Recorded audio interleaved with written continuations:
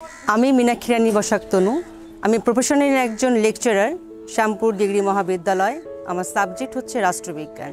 আমার মেয়ে তিলোত্তমা সরকার, সে ক্যান public school and college Rangpur class 4-এর স্টুডেন্ট এবং সে কাউসার একাডেমিক কোচিং সেন্টারে পড়াশোনা করছে বিগত 1 বছর ধরে।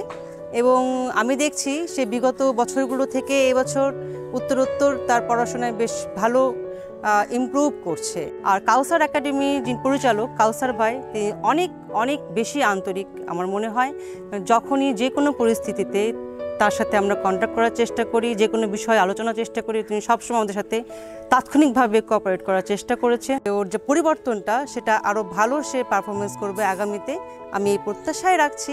ওনার যে আরও প্রতিষ্ঠানগুলো রয়েছে সেগুলো সম্পর্কেও আমি যথেষ্ট শুনেছি।